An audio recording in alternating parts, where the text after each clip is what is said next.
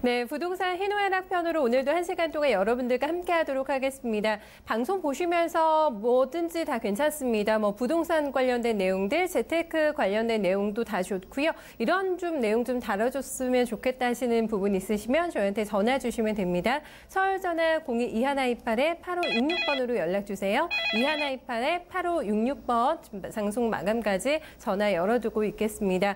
오늘도 함께해 주실 또 분 먼저 소개해 드려 볼게요. 팩터 인베스트먼트의 신열차 박사님 함께하겠습니다. 박사님 어서 오세요. 네, 반갑습니다. 안녕하세요. 반갑습니다. 네, 시작하기 전에 박사님한테 저희 몇 회째 방송이죠라고 제가 여쭤봤는데 되게 오래됐어요. 저희 오늘로 지금 6회째, 6회차 방송입니다. 한참 추울 때 만났는데 이제 뭐 봄바람이 불 것 같고 살랑살랑 이런 기분이 조금 드는데 봄이 오는구나 좀 체감하세요, 박사님? 네, 근데 이제 요즘은 좀 미세먼지가 없어서 그나마 낫더라고요. 아, 오늘 괜찮았어요. 그렇죠. 네. 그래서 참 요즘 뭐 따뜻해져서 네. 좀 좋습니다. 하나는 좋은데 또 하나는 안 좋고 그렇죠. 네, 네. 그렇죠. 이 미세먼지가 없는 깨끗한 봄날을 조금 바라보면서 오늘도 재테크 공부 여러분들과 함께 해보도록 하겠습니다.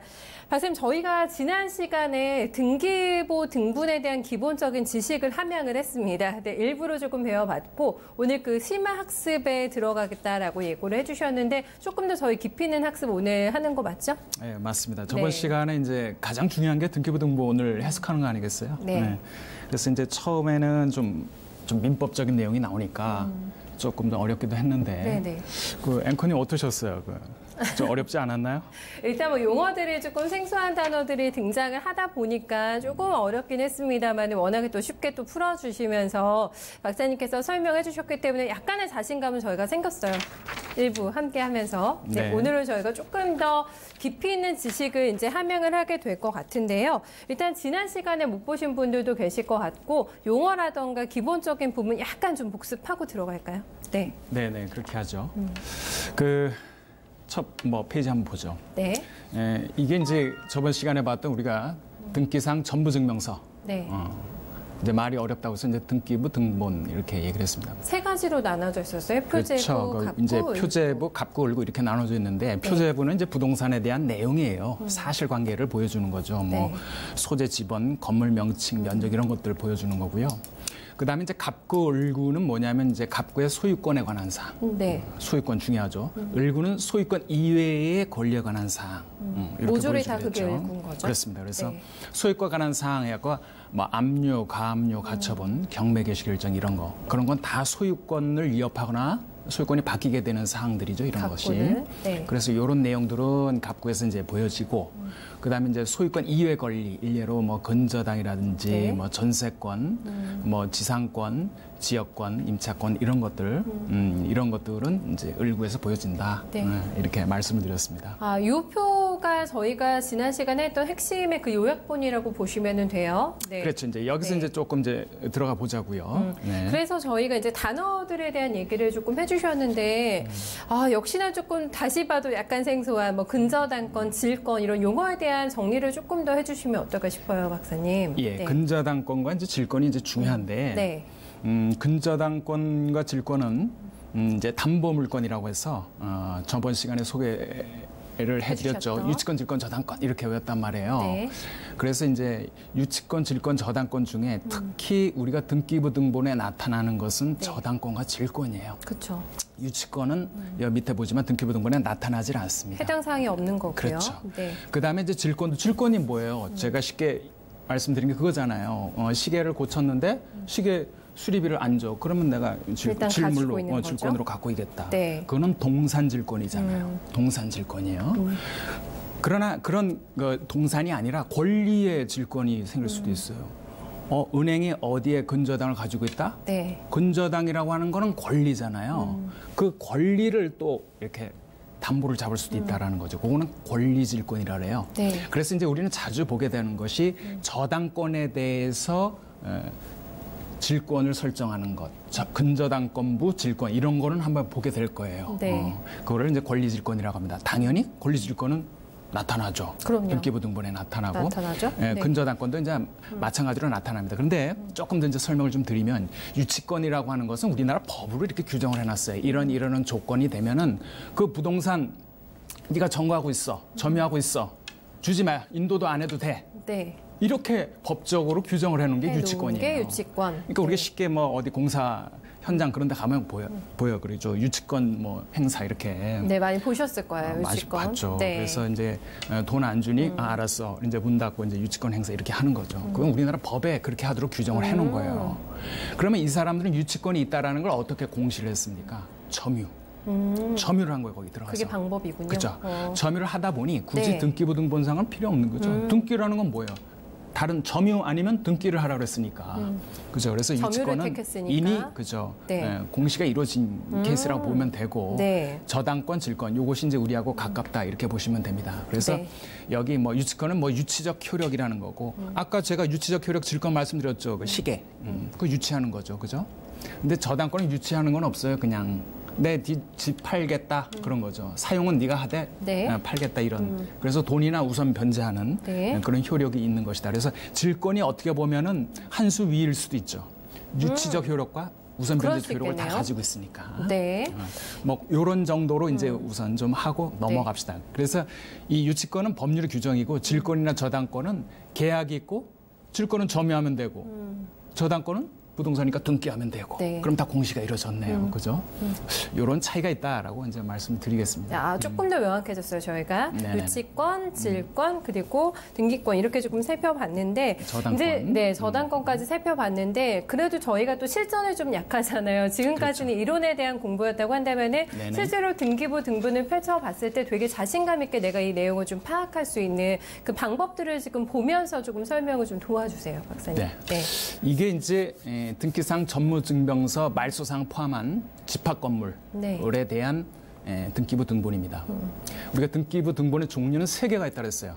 건물 등기부, 네. 토지 등기부, 네. 아니면 이런 아파트나 이런 집합 건물 네. 등기부 3개가 있습니다. 그래서 집합 건물이 조금 어렵고 복잡하니까 이거로 제가 선택을 한 거고요. 저희가 생각하는 아파트 이런 게 집합 그렇죠. 건물인 거죠. 예. 뭐 아파트, 뭐 다세대 주택, 네. 뭐 이런 것들이죠.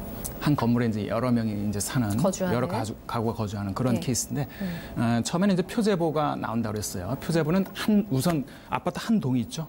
그 한 동의 건물을 이제 표시하는 겁니다. 그래서 이제 아파트에 대한 건물 네. 이런 내용이 이제 쭉 이제 표시가 되고요. 소재, 지번, 건물 명칭, 번호 뭐 이런 게 있습니다. 제가 주소는 좀 지웠어요. 남의 거라. 그죠? 나오면 안 되겠죠. 그죠? 네. 그다음에 이제 건물 내역 해갖고 건물은 뭐뭐뭐 하고 20층이고 뭐 슬라브 지붕이고 쭉 해서 몇 층까지 이어져 있다 이렇게 얘기를 이렇게 볼 수가 있는 거죠. 네. 그런데 이제 최근에 뭐 도로명 주소가 있어가지고 새로 도로명 주소라는 게 있어요. 그죠? 이름 네네. 주소가 무슨로 이렇게 바뀌었잖아요. 그죠? 맞아요. 그래서 도로명 주소를 이제 이렇게 표기하는 것이 이제 두 번째 이렇게 이런 걸 도로명도 보여주고 나와 있습니다. 형식으로. 네. 예. 그래서 이제 그 사실상 이 부동산에 대한 내용을 이렇게 표제부에서 보여주는 거죠. 네. 그럼 한번 다음 페이지를 볼까요? 한 동의 건물의 표시가 나왔으면은 그 다음에 이제 여기까지 이제 나온 거예요.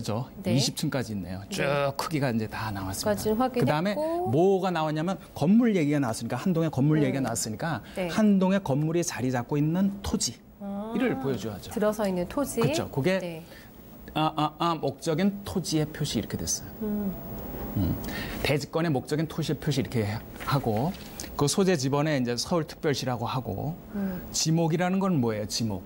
땅의 용도라고 말씀드렸습니다. 네. 우리나라는 28가지로 이렇게 나뉘어져 있어요. 그래서 대하면 집 짓는 데예요. 그다음에 이제 면적 이렇게 나왔습니다. 그래서 면적이 저 정도 되는구나. 21437 제곱미터. 우리나라는 제곱미터 써요. 평은 쓰면 안 돼요. 근데 평을 좀 쉽게 이해를 해서 이제 하는데 이렇게 해서 이제 토지가 표시가 됐고요. 세 번째는 이제 큰 동 말고 사실 동에서 내가 다 사는 거 아니잖아요. 내가 점유하고 이제 있는. 점유하고 있는 그 전유 부분의 건물 이제 얘기합니다. 네. 그런 전유 부분에 이제 건물이 이제 또 다시 작은 표제부가 이제 나오죠. 그래서 건물 번호가 나와요. 그렇죠. 여기 건물 번호 이제 11층 1105호 건물 내역은 철근 콘크리트죠. 85제곱미터 네. 이렇게 되는 거예요. 보통 85제곱미터는 평수는 25.7평 이러죠. 옛날에 그걸 이제 국민주택 규모의 네. 집이라 그래서 많이 이제 사용하는 집인데 이렇게 이제 건물의 표시가 나오면 그 다음에는 또 다시 땅 얘기가 나와야 되는데 네. 건물의 땅은 이미 얘기를 했는데 몇 평인지 몇 제곱미터인지 얘기를 했는데 네. 내 땅은 거기에 뭐 어느 부분이 내 땅인지를 알 수가 없죠. 없죠. 그래서 그거를 우리는 토지라 하지 않고 대지권이라고 표현을 했습니다. 대지권이요. 그죠? 대지권 이렇게 표현. 그럼 대지권에 왜 대지권이냐면 그 땅 크기는 아는데 거기에 어느 정도 비율 이렇게만 보여줄 수 있어요. 그걸 이제 대지권 비율이라고 합니다. 네. 그래서 21437분의 34 요 정도 비율이 제가 차지하고 있는 땅이에요. 물론 요 땅 이런 건 아니에요. 거기에서 그 정도 부분을 얘기를 하는 겁니다. 34.12. 네. 예, 그다음에 이 대지권의 종류는 소유권 대지권이 좋은 거죠. 다른 대지권이 있어요. 뭐 지상권 대지권 등등 그런 게 있는데 뭐 소유권 대지권이 좋은 겁니다. 확실히 소유한 땅이니까. 자, 여기까지는 무슨 얘기했습니까? 지금 부동산에 대한 내용 얘기한 거예요. 이거 어렵지 않았어요. 지금까지. 뭐 그냥 충분히. 네. 이제는 이제 부동산 얘기 안 해요. 뭐냐면 이제 권리 얘기예요. 권리 얘기로 들어갑니다. 권리는 네. 값고 울구고 우리가 네. 이제 얘기할 핵심 사항이 되겠습니다. 갖고 보시다시피 소유권에 관한 사항 딱 해서 처음에 이것이 처음에 어디를 보든 갑구는 처음에 뭐가 나오느냐면은 보존 등기라는 게 나와요. 보존 등기는 처음에 이 등기부에 실제 출생 신고를 한 거예요. 보존 건물이든 등기요? 토지든 새로 나오면은 보존 등기라는 걸 처음에 해요. 맨 처음에. 그렇죠. 네. 처음에 누구 거였겠죠. 그죠? 뭐 붕떠 있는 건 없겠죠. 그죠? 네. 그게 이제 나오는데 이거는 보니까 1999년 훨씬 이전에 보존 등기가 된 거예요. 95년이네요. 예, 99년. 이게 네. 뭐냐면은 네. 옛날에 이 등기부가 장부 종이에다 썼어. 일일이. 이렇게. 그랬어요. 그러다가 이제 1999년 5월 25일 날 이거를 전산화 시켰어 이렇게. 그때가. 그래서 1999년 5월 25일 날 기준으로 해가지고 소유자에 대한 내용부터 보여줘. 지금 상황은 그래요. 네, 네. 물론 다 이거 위에 보존 등기는 있어요, 실제 거기 가보면. 네. 근데 이제 해서 이 사람이 누구냐면 1995년 2월 27일 날 안 모 씨가 사신 거예요. 사셨어. 네. 여러 사람 거를 샀네요. 소유가 여러 사람 거를 그냥 딱 그러네요. 끊겨 샀어요. 등기 네. 원인은 어떻게 소유하게 됐니?를 얘기하는 거죠. 네. 그래서 소유자 안 씨가 이제 들고 있다가 이렇게 이제 두 번엔 전거 이사를 갔네. 이 사람 소유자 안 씨가. 네. 그래 주소가 바뀌었겠죠. 주소가 바뀌었다는 건 뭐 그다지 중요한 건 아니에요. 그래서 우리는 여기는 순위번호 1에서 1-1해. 요걸 주등기, 요거를 다시 1하는 걸 부기 등기를 해요. 부기 등기는 이제 사실 그다지 중요하지 않은 마이너한 사항들이 이제 저렇게 기록이 돼요. 예. 그래서 이제 등기 명의인 표시 변경 등기예요. 그 주소가 변경됐으니까 그거 바꿔줘야죠. 이사 갔으니까? 그냥 네. 이사 갔구나. 전거 옮길 전자 거주할 거자 거주지를 전거. 옮겼다 그런 거예요. 예. 왜 말을 이렇게 어렵게 해? 참 그러네요. 이사 갔다. 네, 그렇습니다. 근데 이분이 말이죠. 이걸 딱 보니까 좀 무섭다. 이게 이렇게 줄근 게 이거 빨간색이에요. 예. 빨간색으로 안 나오네. 이거 원래 빨간색입니다. 네. 빨간색 이렇게 없앤 거는 뭔가 없어진 것 같아. 그죠? 요거를 어려운 말로 주말이라래. 주말. 위켄드 주말 말고 뭐냐면은 네. 붉을주자야. 네. 붉은색으로 말소했다는 얘기예요. 주말했다. 이렇게 표현을 해요. 말소라는 의미군요. 예. 말을 그렇게 하더라고요. 네. 그냥 저는 달지 쓰고 싶은데 하여튼 그럽니다. 이렇게 주말을 했어요. 이렇게 딱. 이 얘기는 뭐냐면 경매를 들어갔다가 뭔가 경매가 어떻게 끝난 모양이에요. 그렇게 이렇게 없앤 것 같아요. 그죠? 네. 왜냐하면 바로 보니까 2번 임의 경매 신청 등 등기 말소를 했네. 경매가 들어. 왜 말소를 했을까 봤더니 등기 원인은 취하를 했네요. 누가? 저 농협. 네. 농협 사람들이 내 돈 내놔 동부농협? 하고 네. 경매를 넣었는데 취하를 한 거로 봐서는 돈을 준 것 같아요. 그죠. 해결이 돼서 다시 해결이 취하를 됐죠. 그래서 했다. 경매 네. 취하를 해버렸다는 네, 거죠. 그런 사연이 있군요. 그렇죠. 네. 근데 여기 들어가기 전에 우리 임의 경매라는 말이 거슬리네. 임의 경매요? 임의. 네 임의대로 해봐. 임의는 그냥 하면 돼, 내 마음대로. 임의는 내 자유스럽게 한다는 얘기예요. 네. 내 마음대로 경매한다는 거예요. 그게 임의 경매예요. 이거 반대말은 강제 경매예요. 네네. 이제 어차피 용 하나 좀 정리합시다. 예, 경매는 강제 경매와 임의 경매가 있어요. 두 가지가 조금 있어요. 임의 경매는 뭐냐면은 네. 은행이나 금융기관이 이렇게 근저당을 딱 잡아놓잖아요. 돈 갚아, 안 갚아? 그럼 바로 경매 들어가. 누구 마음대로? 내 임의로. 그러니까 근저당 같이 담보가 잡힌 경우에는 네. 임의 경매라래요. 바로 경매로 들어가서 처리할 수 상가에서 있는. 돈을 받아낼 수가 있어요. 이렇게 담보라는 게 그렇게 무서운 거예요. 그러네요. 임의 경매가. 담보 잡아놓으면 그렇게 바로 할 수가 있어요. 네네. 근데 강제 경매라는 건 돈은 빌려줬는데 잡지는 않았어. 근데 이제 돈을 안 줘. 그러니까 뭐라고 했냐면은 법원에 갔어요. 그랬더니 법원에서 소송해 그래요. 그래서 소송을 했더니 딱 판결만 하나 주는데 뭐라고 하느냐면 저 김 누구는 신某某에게 얼마를 지급하라라고 하는 판결문이 하나 딱 나와요. 네. 그거가 나와야 그제서야 이제 경매를 할 수 있어요. 강제 경매에 들어갈 수 있는 거는 그렇죠. 법원에 그게 나와야 되는 그렇죠, 것이고 그렇죠. 임의는 판결문이 진짜 말 있어야 그대로 돼요. 임의로. 그리고 임의 경매가 더 신속하고 강력하죠, 그죠? 그럼요. 예. 그런 게 있습니다. 그래서 임의 경매라는 것은 여기서 바로 농협이 그냥 돈 빌려줬겠어요. 담보 잡고 했겠죠. 돈을 안 주니까 바로 경매 들어갔더니 네. 돈을 준 모양이에요. 그러네요. 취하를 했네요. 그렇습니다. 그리고 몇 달 후 또 다시 경매가 들어가는 사고가 나오네요. 또요? 근데 이번에는 네. 어느 분이 경매를 넣었을까? 그러게요. 어느 분이 경매를 넣었을까? 네. 아까 누가 넣었냐면 국민은행이 넣었어요. 국민은행이 넣었는데 네. 이 사람이 보면은 돈을 여기저기 많이 빌렸던 것 같아요. 그죠? 그러네요. 아까는 조금 농협에서도 복잡하신 들어갔고 주인이셨던 것 같아요. 네. 그다음에 이제 국민은행에서도 국민은행이라고 얘기해도 되나? 하여튼 은행에서 K은행. K은행에서도 네. 그래가지고 거기서 국민은행은 국민들의 은행이에요. 고유명사 아니에요. 그래서 거기서 했었는데 이게 결국은 어떻게 됐냐면은 어떻게 됐을까요? 낙찰이 됐어요. 결과 딱 낙찰이 됐는데 강모 씨에게 임의 경매로 결국은 낙찰이 돼서 넘어갑니다. 강모 씨가 그냥 딱 받아갔어요. 강모 씨가. 네. 아유, 강모 씨. 근데 저는 추정컨대 이 사람이 저 집을 낙찰을 받았을 때는 보통 경매를 하면은 네. 다 은행에 가서 돈을 빌려. 자기 돈으로 다 안 해. 그래요. 네. 그래서 있어도. 그 경락 잔금 대출이라는 게 있어요. 은행에서 딱 집 있잖아 담보가 있는데 당연히 뭐 60% 70%를 빌려주죠.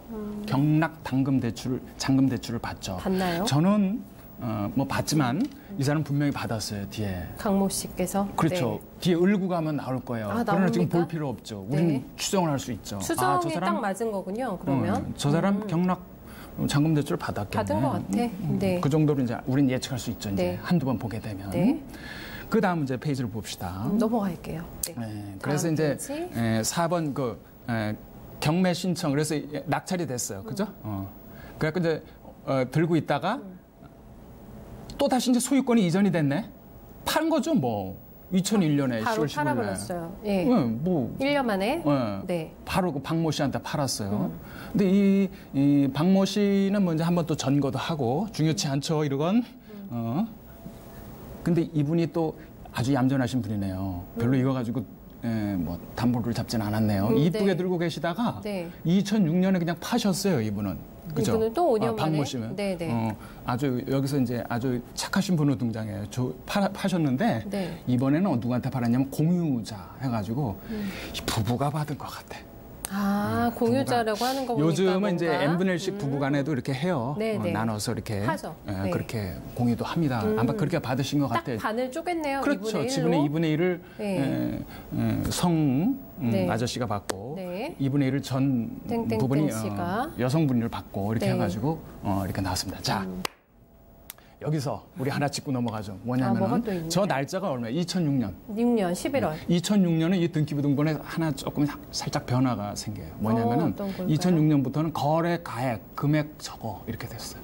거래가액 이대 3억이죠? 빚제부터는 거래 가액이 나타나요. 네. 그 전에 거래된 거래 가액이 안 나타납니다. 안 나왔어요. 그렇죠.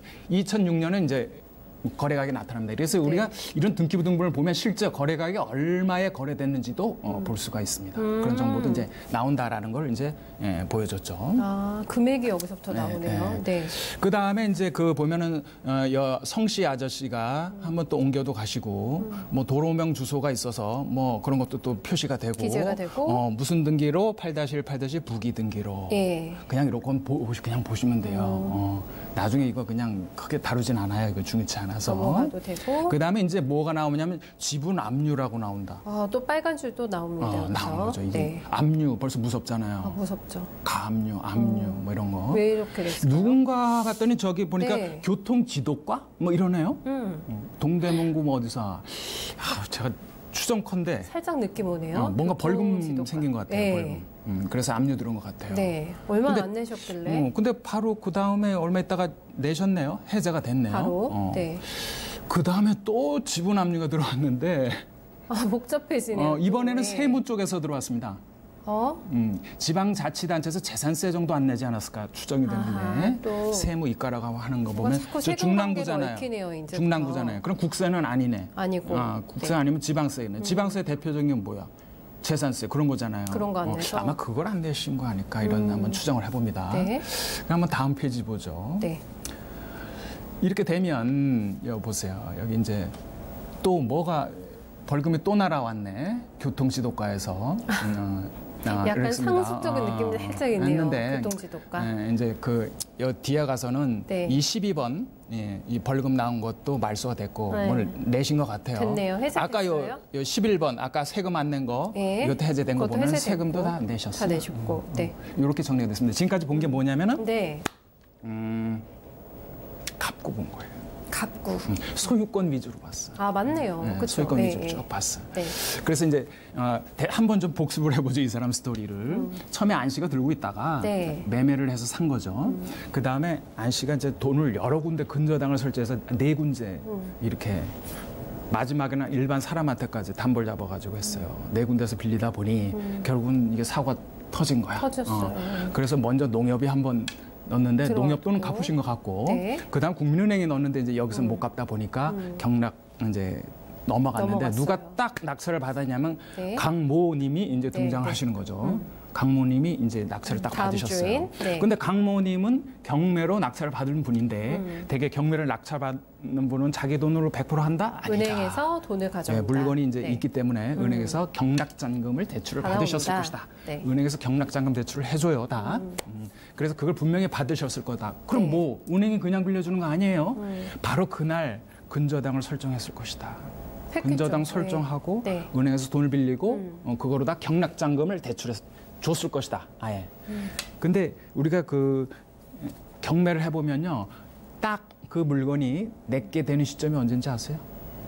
언제예요? 소유권이. 바로 오진 않나요? 잔금을 청산했을 시. 그때 내가 소유자가 비로소 돼요. 내가 그 낙찰이 되는 그쵸. 거군요. 네, 그래서 아마 그분이 거기 소유자가 된 시점과 네. 여기 근저당 설정한 조금 시점이 달라요. 같죠, 거의. 완전, 받아가지고 바로 바로, 줬으니까 네. 같게 나오더라고요. 그래서 아마 뭐 능히 추측을 했죠. 이분이 그렇게 하셨구나. 하셨겠구나. 네. 좀 봅시다. 보면 이제 을구는 이제 근저당의 세상이에요. 다 되게 보면 저 이제 읽고 넘어가는 거죠? 넘어가는 네, 거죠. 갖고 정리했어요? 네. 이제 돈 얘기 좀 해봅시다. 돈 얘기 좀 해보는데 아까 그 초장의 안 선생님, 네. 안 선생님이 여러 군데 돈을 꾸셨잖아요. 네. 추정을 했죠. 얼마나 했죠. 꿨는지 한번 보자고요. 나오나요? 꾸셨어요. 네. 이번에 처음에 안 선생님, 채무자 안 하고 근저당권자 국민은행. 국민은행, 네. K은행. 결국은 국민은행이 하셨잖아요. 밝혀지네요, 이렇게. 주식회사, 국민은행. 네네. 저 번호는 이제 뭐 법인 번호라는 겁니다. 뭐 어디에서 그걸 받으셨겠죠. 네.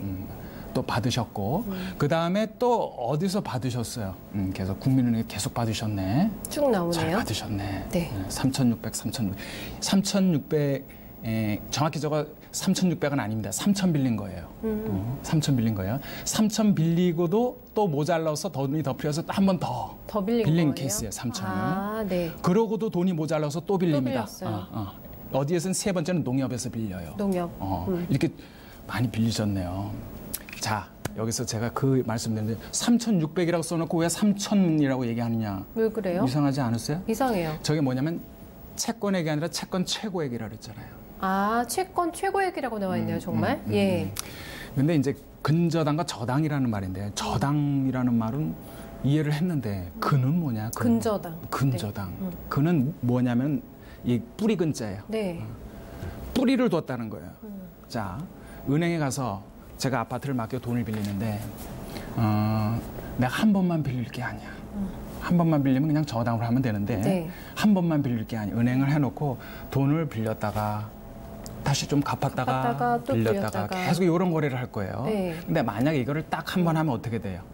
되게 복잡해요. 근저당 설정하고 또 말소하고 설정하고 말소하고 저당권을 설정하고 말소하고를 계속 반복할까 아니면 그냥 탁 열어놓고 그냥 계속 거래를 할까요? 후자가 편하죠. 그렇죠. 네. 뿌리를 두고 할까? 그쵸? 그게 근저당이죠. 그래서 상시 거래 관계 있을 경우는 근저당이라는 것을 설정을 하는 거예요. 그 뿌리를 두고. 그렇군요. 그러면서 은행이 3,600 최고 3,600 그대로 빌려줘 어림없지 이러는 거죠. 왜요? 이게 만약에 잘못해서 이 사람이 돈을 안 갚으면 어떻게 돼요? 바로 지연이자 무슨 이자 해가지고 페널티 이자가 붙는데 또 불어나죠. 그 부분은 버퍼를 줘야죠. 넘을 수 있으니까. 그렇죠. 그래서 은행은 어느 정도 빌려주냐면 120%를 채권 최고액으로 결정해요. 그렇군요. 그러면은 저기 아까 그 금액이 얼마야? 3,600만 원. 그럼 120%가 저거라는 거 아니에요? 그런 거죠. 그러면 120% 나눠보세요. 3천만 원 빌려간 거죠. 그래서 실제로는 3천만 원. 그러니까 그 20%의 버퍼를 두는 게 우리 근저당의 채권 최고액의 정의예요. 최고액이 그래서 3,600으로 계산이 되는 거군요. 은행은 이제 120% 정도 하고요. 제2금융권은 한 130% 정도 하고요.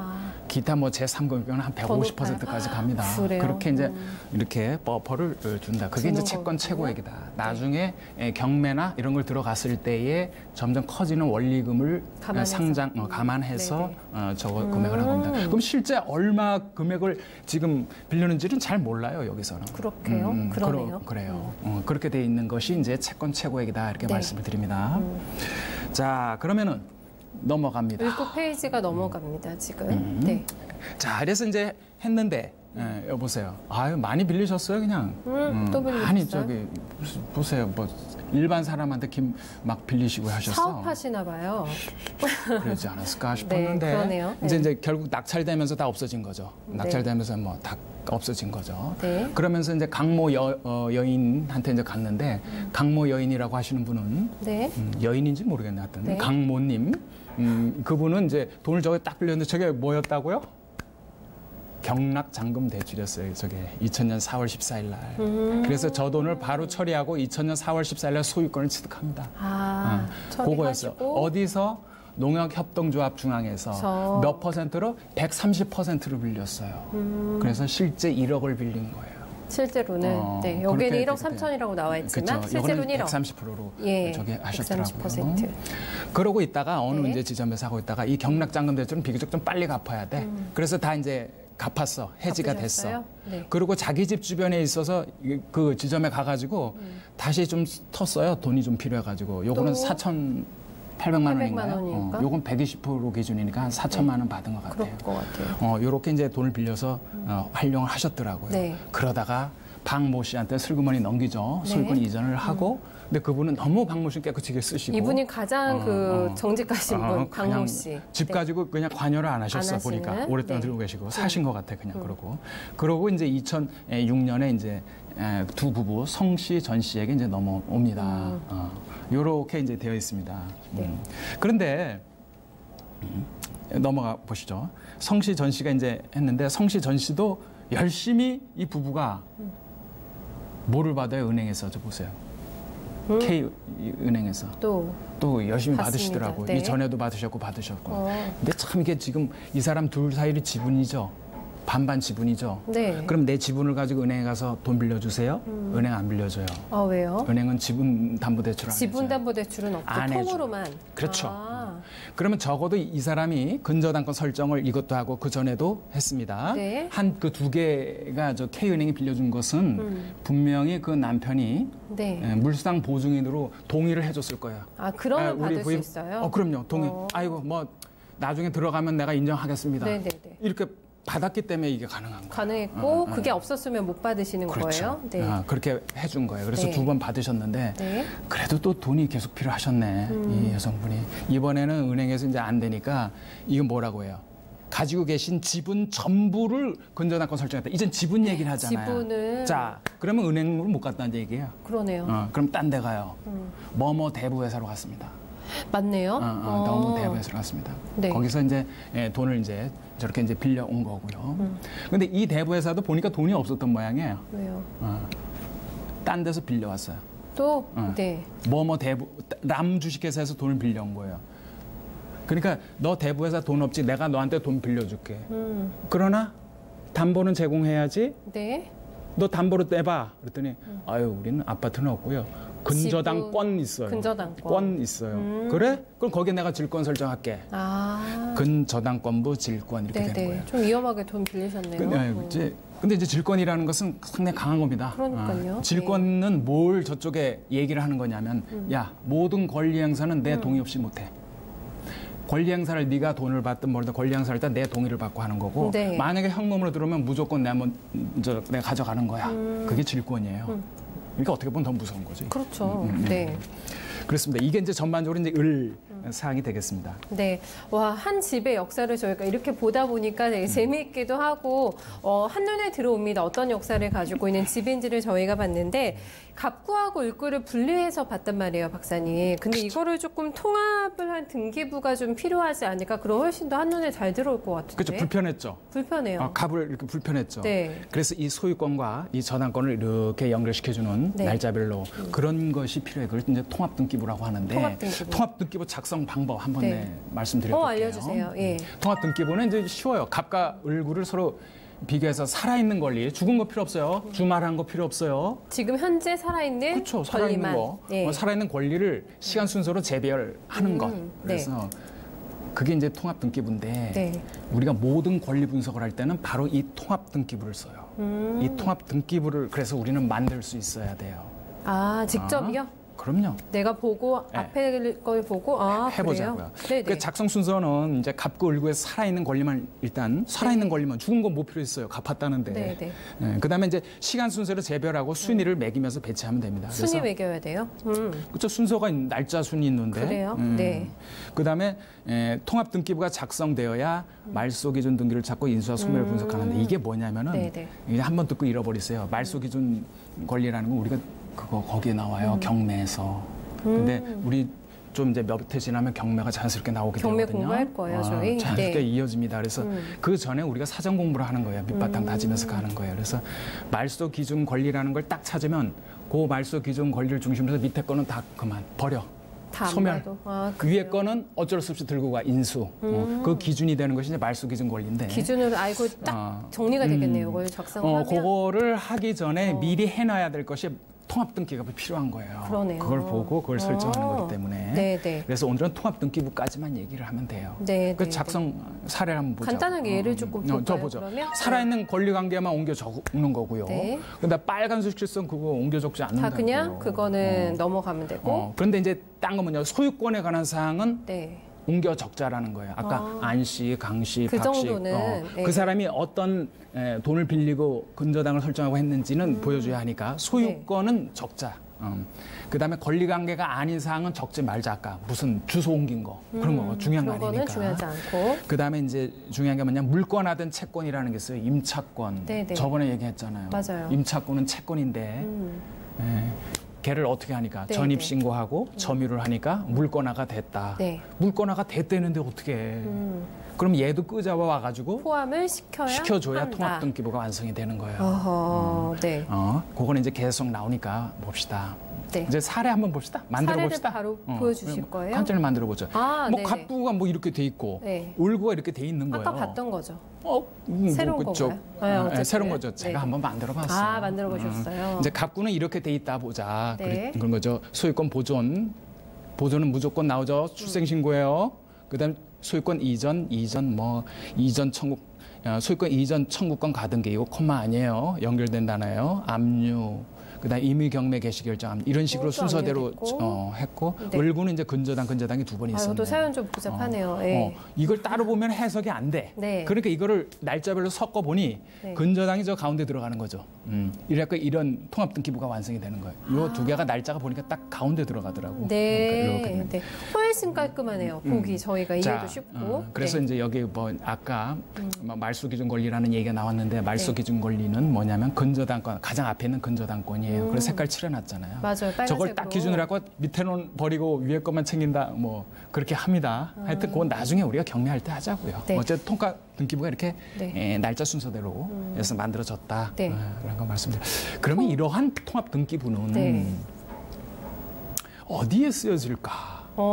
를 좀 봐야 될 거 아니에요. 쓰임새가 있으니까 그렇죠. 통합이 됐겠죠. 우리 이거 인터넷에 보면은 경매 정보 사이트들이 많아요. 많아요. 네. 그러면 정보 사이트에서 막 공짜로 막 이거를 자꾸 열람할 수 보여줘요. 있잖아요. 통합 등기부를 여보세요. 네네. 이게 그거예요. 봤어요. 예. 이게 그거예요. 이게 네. 딱 해주는데 물론 이거를 그대로 다 믿고 보면 돼요. 그러면 다 믿어도 되나요?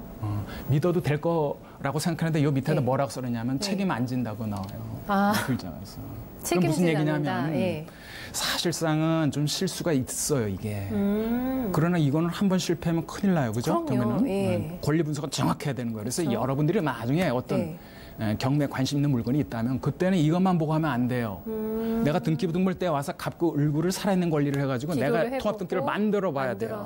그래서 이거와 비교해서 맞다면 맞는 거고요. 일치하는지 안 하는지 그쵸. 내가 만든 거하고 일치하지 않는 실제로 경우가 사이트에 나와 있는 거하고 일치하지 않는 경우가 적잖이 있더라. 아, 꽤 그렇기 있습니까? 때문에 제가 지금 이렇게 얘기를 하는 겁니다. 한번 연습해 볼 필요가 있다. 네. 이런 그러니까 얘기입니다. 저희가 막 나중에 배울 경매를 이해하기 위해서는 요거를 반드시 알고 있으셔야 되고 내가 직접 통합 등기부 등본도 작성하실 수 있을 만큼의 역량을 이제 가지고 있으셔야지만 경매 사이트에 나와 있는 것과 내가 직접 만든 믿을 수 있는 거죠. 그러니까 통합 등기부 등본을 비교해서 일치 여부를 반드시 체크하자 이렇게 얘기를 조금 해주셨습니다. 마지막으로 저희가 지금 오늘 좀 쭉 달려와 봤는데 박사님께서 한번 좀 요약을 해주세요.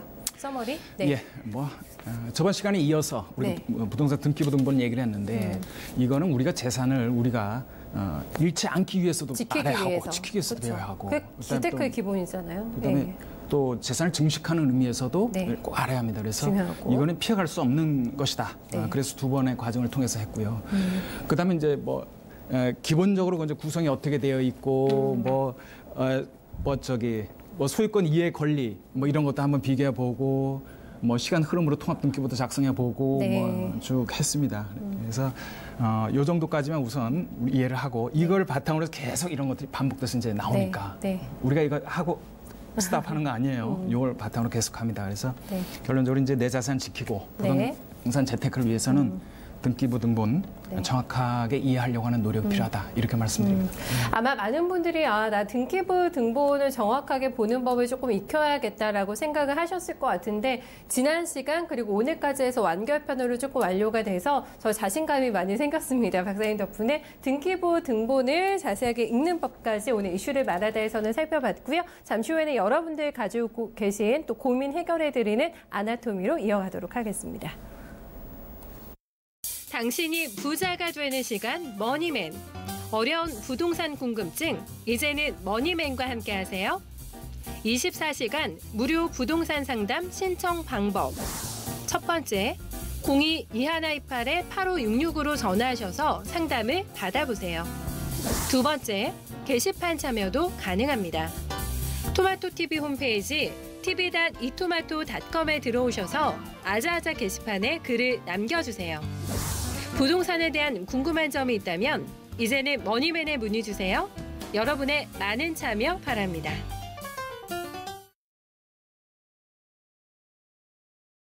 네, 여러분들 가지고 계신 투자 고민도 저희가 해결해 드리고요. 여러 가지 또 공부할 수 있는 세미나가 저희가 준비가 되어 있습니다. 아래 자막으로 나오고 있는데요. 3월 19일 화요일에 지금 아래 자막으로 나오고 있는데 또 세미나가 예정이 되어 있으니까요. 또 많은 참여 여러분들 부탁드리도록 하겠습니다. 19일에 열리니까요. 장소와 시간 체크하셨다가 또 많이 도움 받아갈 수 있는 세미나장도 많이 와주셨으면 좋겠습니다.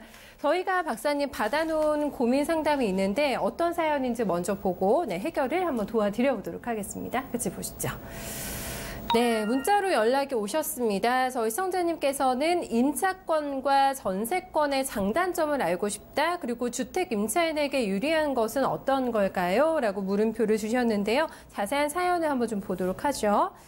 네, 저희 시청자님이 동작구에 사는 직장인이시라고 합니다. 결혼과 동시에 집을 구하셨는데 임차 이후에 대항력을 갖기 위해서 주민센터에 전입신고를 하고 점유를 하셨습니다. 잘하셨어요.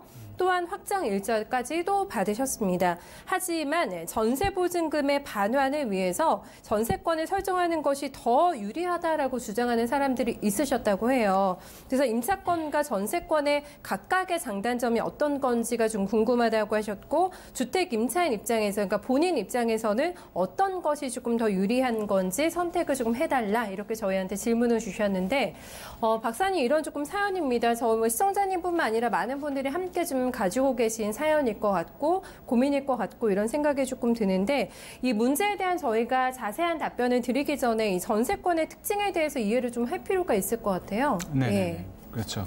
그 전세권 내용을 좀 알아보죠. 네, 알고 싶다고 하셨어요. 예, 예. 전세권은 뭐 전번에 얘기했듯이 우리가 제한물권에서 얘기했죠. 용익물권과 네. 담보물권. 네. 그래서 용익물권의 지상권, 지역권, 전세권 이 세 가지를 말씀을 드렸어요. 그러니까 뭐 전세권은 우리가 느낌을 알잖아요. 그렇죠. 그죠? 뭐 네. 전세금을 이제 지급을 하고 타인의 부동산을 사용하는 거죠. 사용 수익하고 나중에 이제 끝나면 전세 계약 끝나면 네. 부동산을 반환하고 전세금을 또 반환 받는 권리 뭐 이것을 뭐 전세권이라고 합니다. 근데 앵커님 혹시 네. 우리가 확실히 구분해야 될 거 있어요. 너 어제 전세산이 할 때 네. 전세산이 월세산이 거기에 그 전세는 전세권하고 상관이 없어요. 왜요? 전세든 월세든 그건 그냥 다 그냥 임차예요. 예, 개념으로 임차권이에요. 들어가기 때문에 예, 그냥 그거는 그냥 전세권이라고 하는 것은 등기가 돼야 된다 그랬잖아요. 아, 맞아요. 우리 어디 집 전세로 들어가도 등기 안 하잖아요. 네네네. 그거는 이제 그 전세권하고는 상관은 없습니다. 없는 것이고. 네. 그래서 이제 우리 민법에는 뭐 이제 비슷한 얘기를 했어요. 전세권자는 전세금을 지급하고 전세금을 지급해야 돼요. 네. 10원이라도 지급을 해야 전세권이 성립이 네. 됩니다. 전세권이. 타인의 부동산을 점유해서 내 용도에 따라 사용식하고 또 부동산 전부에 대해서 후순위 권리자 기타 채권자보다 우선해서 변제를 받는다. 이것이 우리 민법에서 정해진 거예요. 다시 말해서 사용 수익해도 돼. 용익 물권적 성격. 그다음에 돈 안 줘? 그러면 내가 처분해서 갖고 간다. 담보 물권적 성격. 네. 이거 그냥 꽃놀이패죠. 다 들고 있어요. 그죠? 그런 것이 이제 전세권의 특징이다. 아, 꽃놀이패라는 단어를 쓰시네요. 그거는 이제 경매 가서 보면 알아요. 경매 가서 보면은 네. 전세권자는 네. 내 돈 내놔라고 배당 요구할 수도 있고 아니면 가만히 있으면 그냥 집에 살 수 있는 거예요. 하여튼 뭐 그런 게 있습니다. 네네, 하여튼 전세권이요. 우선 이래서 우리 민법에서 용익물권적 성질과 담보물권적 성질 두 개를 갖고 있다. 이 정도만 기억합시다. 네네. 우리나라에만 있는 제도예요. 이 전세권이라는 그렇죠. 거는 네. 전 세계 우리나라에 있는 제도예요. 그래서 전세권은 우리가 이제 흔히 말하는 임차권과 달리 경매 청구 및 전대관이 무슨 말이냐? 경매 청 얘는 이런 담보물권 성질이 있다고 그랬잖아요. 그래서 바로 경매 돈 안 줘? 경매 이렇게 할 수 있다는 거야. 뭐 받아왔고 법원에서 그렇지는 않는다는 거야. 바로 경매 청구를 할 수 있다라는 거고. 네. 그다음에 전대라는 것은 내가 남이 사용할 수 있게끔 해줄 수도 있다는 거예요. 아, 또 다시 전대도 가능하고요. 전대로 해줄 수 있다는 거예요. 네. 이게 이제 전세권이에요. 이게 옛날에 우리나라 고려시대 조선시대에 있었던 제도예요. 그래서 너한테 준하는 네가 그냥 다 사용 수익해라. 뭐 누굴 빌려주든지 말든지. 그게 전세권. 그런 것이 이제 전세권으로 좀 이어져 온 건데 그런 특징이 있다. 전세권. 그런 측면에서는 좀 임차권과는 좀 다르다. 네, 임차권도 조금 자세하게 설명을 해주시면서 비교를 한번 하면 더 좋을 것 같은데요. 전세하고 임차하고. 네. 세상에 물건처럼 강한 건 없다 그랬죠. 채권이 감히 물건에게 네. 못하죠. 그러다 보니까 어떤 일이 생기냐면은 내가 이 집에 들어갔는데 주인이 이렇게 바뀌었어요. 그럼 물건은 소유권이 옮겨간 거고 나는 이 사람하고 계약을 채권인데 했는데 네. 바뀌었어요. 이 사람이 나가 하면 나가는 거예요. 네. 왜? 물건은 채권을 이기기 때문에. 그래서 어떻게 이거를 보호를 할까? 이슬은 약자니까. 그래서 그렇죠. 1981년에 주택임대차 보호법이라는 걸 만들게 돼요. 거기서 뭐냐면은 야, 너 임차권이라는 것은 채권이다. 채권은 그 사람한테만 주장할 수 있는 거예요. 그런 상대적인 권리인데 너에게 물건의 힘을 심어주마. 그게 이제 주택 임대차 보호법이에요. 그럼 내가 어떻게 해야 물건이 됩니까? 했더니 두 가지만 해. 주민센터에 신고하고 전입 신고하고 그다음에 거기 앉아 있어. 집에. 점유를 해야 하고. 그러면은 너에게 대항력을 줄게. 대항력은 뭐예요? 나가라 해도 안 나갈 수 있다. 버틸 수 있는 권리. 돈 안 주면 안 나갈 수 있다. 대항할 수 있다는 거예요.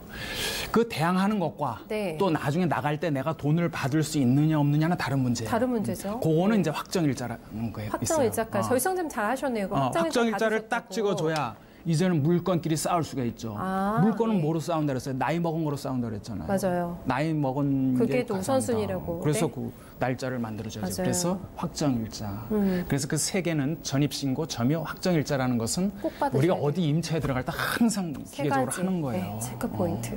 그런 거죠. 그래서 이건 물건이고 이건 채권이고 근데 물건화가 가능한다는 거고 얘는 계약하고 바로 등기해야 물건이니까 성립이 되는 것이고. 얘는 계약밖에 더해요. 네. 채권인데 그다음에 얘는 등기로서 대항력이 생기는데 얘는 등기하는 경우도 있죠. 언제? 임차권 등기 명령제도라는 것도 있어요. 그럴 때는 뭐 등기할 수 있고. 그래요? 그죠? 그다음에 이제 전입신고 점유하면 된다. 네. 그다음에 확정일자 우선 변제권이 있고 네. 확정일자가 있어야 우선 변제권이 있고 그다음에 최우선 변제권 이 부분이 가장 예민한 거예요. 네네. 임차권에는 최우선 변제권이라는 게 있어요. 얘는 없고 전세권 없죠. 없고 임차권만 있어요. 최우선 변제권이. 이게 아주 가장 신경 쓰이는 부분이에요. 핵심인가요? 예. 저거면 임차권만 있습니다. 네.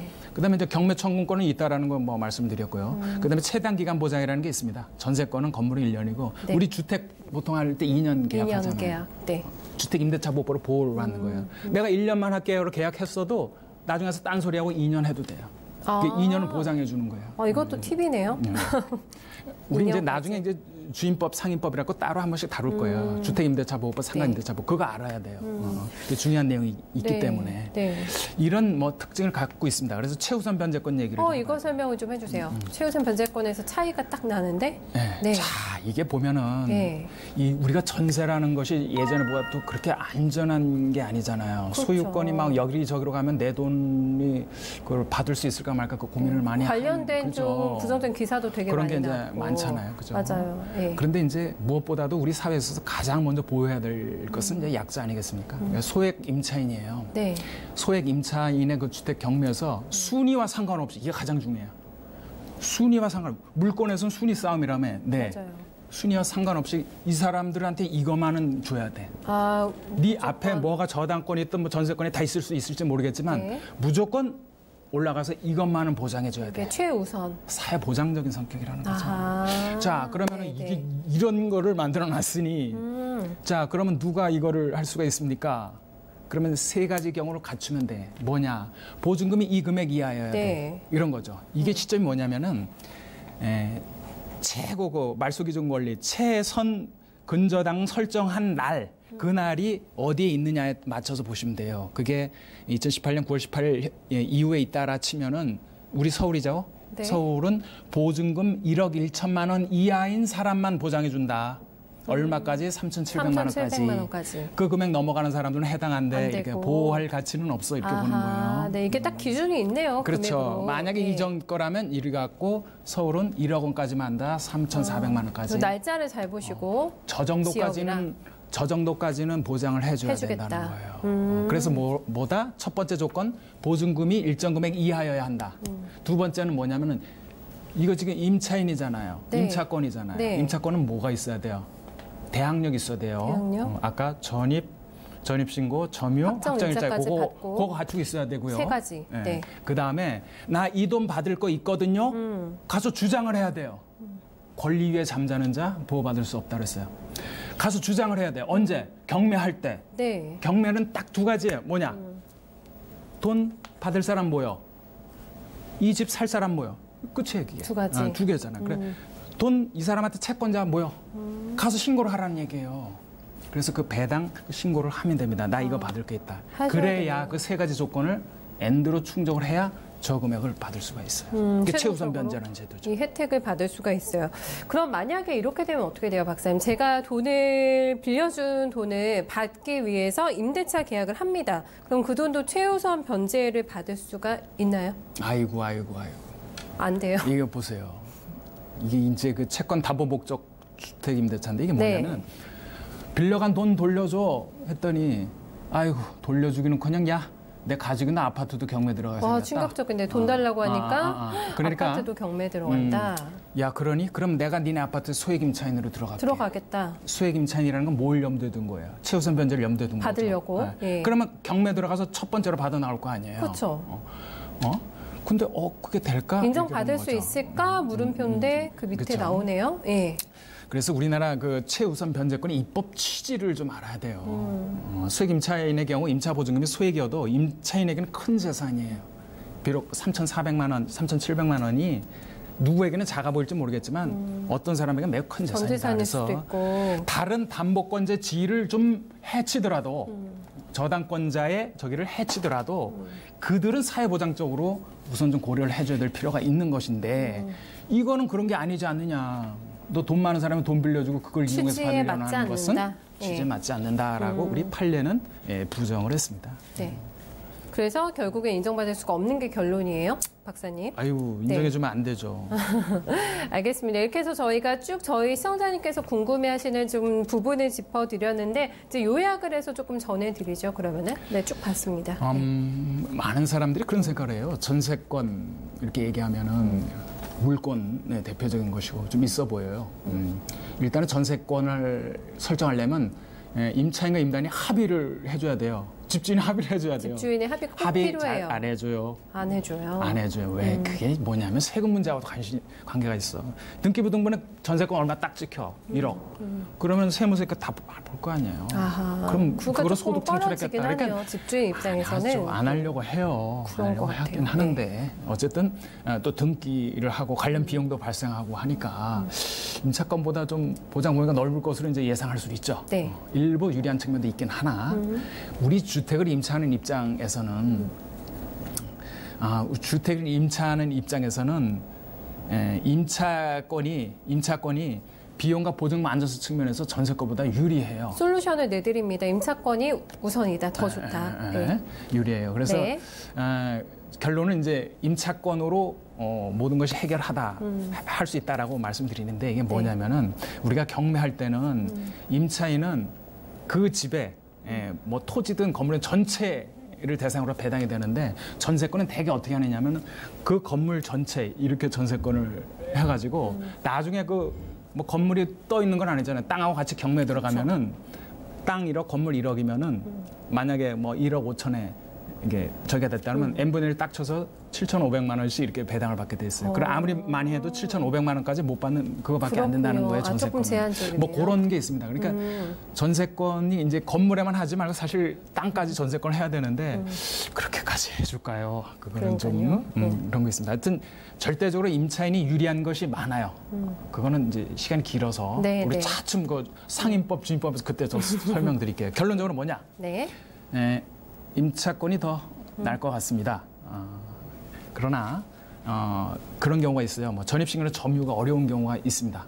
그다음에 법인. 우리가 이거 임차인 보호하는 거는 사람을 보호하는 거지 법인을 보호하는 건 아니거든요. 근데 법인도 보호 안 하다가 이제 작은 중소기업도 이제 보호하기로 했어요. 이제 그들이 아닌 뭐 중견법인, 개인이 아니시고 법인이시면 중견법인 이상 그런 경우는 모르다가 권리를 보호하겠어요. 전세권을 설정하겠죠. 그때는 전세권 제한된 경우에는 뭐 그렇게 이제 우리가 이해를 하셨으면 좋겠습니다. 네, 저 신원재님께서 궁금해하셨던 임차권과 전세권 저희가 정확하게 비교 분석 도와드렸고요. 저희 시청자님의 입장에 한해서는 임차권이 조금 더 유리하다라는 결론까지 내드리면서요. 오늘 고민 상담 마쳐 보도록 하겠습니다. 박사님, 저희 1, 2부는 이제 끝나서 등기부등본에 대한 자신감이 생겼고 다음 단계로 넘어가야 될 것 같은데 다음 이 시간에는 어떤 내용을 한번 다뤄볼까요? 이제 등기부등본을 가지고 이제 권리 분석 뭐 이러면서 이제 굴러가야 되는데 잠시 이쯤에서 좀 요즘 이슈가 되는 게 좀 있어가지고 뭐예요? 사람들이 이제 제가 세미나를 좀 해보니까 양도소득세 2019년도 양도소득세에 대해서 상당히 관심이 많으시더라고요. 그래서 이제 그 부분을 좀 한번 다뤄줘야 되겠다. 이미 저번에 우리가 공시가격을 통해서 보유세 부분은 한번 말씀을 드렸어요. 했어요. 이제 보유세가 많다라는 건 인식을 하시고 어떤 전략을 취할까 고민을 하시다가 팔려고 하다 보니 이게 양도소득세에 딱 걸리는 거죠. 그래서 2019년도 양도소득세가 어떤 특징을 갖고 있는지 한번 좀 다뤄보고 한번 좀 고객님 의사결정하는 데 도움을 드릴까 합니다. 그래서 제목은 2019년도 양도소득세의 주요 내용, 뭐 이런 내용을 한번 방송을 준비할 예정입니다. 알겠습니다. 저희한테 주제 미리 주셨으니까 저희가 최대한 조금 공부를 나름대로 하고, 조금 더 박사님의 설명을 들으면 이해가 잘 갈 것 같아서요. 다음 시간도 기대하고 있겠습니다. 오늘 고생 많으셨습니다. 네, 감사합니다. 네, 신현철 박사와 오늘 함께 부동산 희노애락 살펴봤습니다. 등기부등본을 어떻게 읽는지 오늘 이 시간에 자세히 아셨을 것 같아요. 좀 많은 저희가 도움을 드린 것 같아서 혹시 뭐 이사철이기 때문에 이사를 준비하고 계시다거나 하시면은 실전에서 꼭 한번 활용해 보셨으면 좋겠습니다. 저희 부동산 희노애락 여기서 인사드리고요. 내일 이 시간에는 토지편으로 다시 찾아뵙겠습니다. 고맙습니다.